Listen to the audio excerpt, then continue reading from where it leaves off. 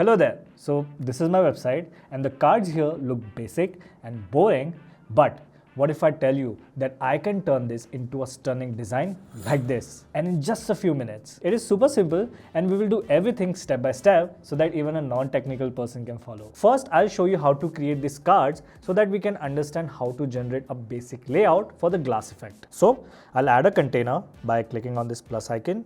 And from here, select the two-column structure. Next, click on this icon from the left sidebar and set the Justify Content option to center. For the minimum height, change this from px to vh and set the height to 100. Now select the container, right-click on it and duplicate it so that we can have 3 columns like this. To add a background image, click on this icon and on the left sidebar, go to the Style tab. In the background, select the background type as classic and from here I'll choose an image like this.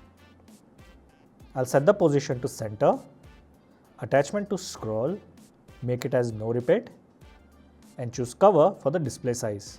Awesome! To make cards, I'll add one more container inside the existing container. So click on this icon, drag the container and drop it here in the middle like this. Now select the outer container, go to the Advanced tab and set the padding to 20. Once that's done, I'll choose the inner container, go to Advanced and set the padding to 10 like this. Next, I'll go to Layout and set the height to 400. I'll also align the items to center from here. Alright, for the inner container, I'll add some background color. So go to Style and here select the background type as Classic. And from the color palette, I'll choose a transparent shade like this. Now let's add some border. So scroll down a bit and click on border. Choose the type as solid and then set the width for top and left to this. Next, set the border radius to this and set the color to this. Cool. I'll now start adding elements to these cards. First, I'll add a heading. So on the left sidebar, click on this icon and drag the heading widget here. Next, I'll add a text editor widget right below the heading like this. To add a button, drag the widget from the left and drop it here below the text editor. Now let's start editing the elements. I'll click on heading, go to Style and choose a text color. I'll go with white and change the size to this. Now using the previous steps, I'll do the same thing for the text editor. Let's select the button, set the border type to solid and then set the border width to 2. Let's change the border radius to 30. I'll quickly change the color of the button from here. Now comes the main part. To add the frosted glass effect, we need to copy paste a small CSS code. Before we move on, we need to make sure that our site is fast because adding customizations like these can slow down even a new website and drive away visitors. So I'll go to elif.net, sign up from here, enter my website URL and click continue. Elif will now optimize your site and it does everything that your site needs for a 90+ score like caching, image optimization, lazy loading and everything else.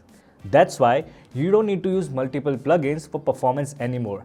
Just Elif is enough. The visual regression will also help you detect if any changes happened on your site. And in the rare occurrence if you don't get a 90+ speed score, you can just ping the free support here and they'll take care of it. Now let's move on to the next step. So this is a website that allows you to generate your own CSS code according to your needs. From here, adjust the blur value like this. Let's do the same for opacity level and saturation level. And you can see the changes in this window. As we have already set a background image and border color, so I'll select only these 2 lines of code like this.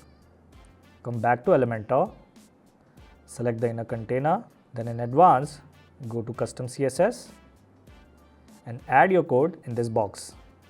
Okay, the effect is not visible, so I'll change the blur level like this. And yeah, it looks decent. Now, let's add some content to these widgets. So select the heading, add the text here.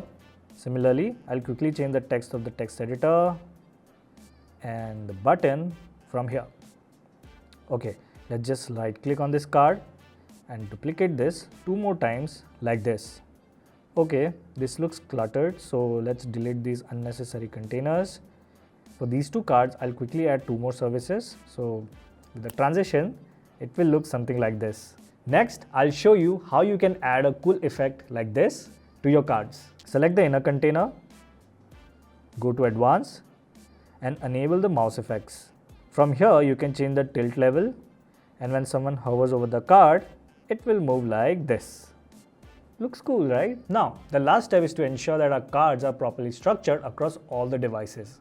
So, click on this icon, and at the top, we have options for desktop, tablet, and mobile view.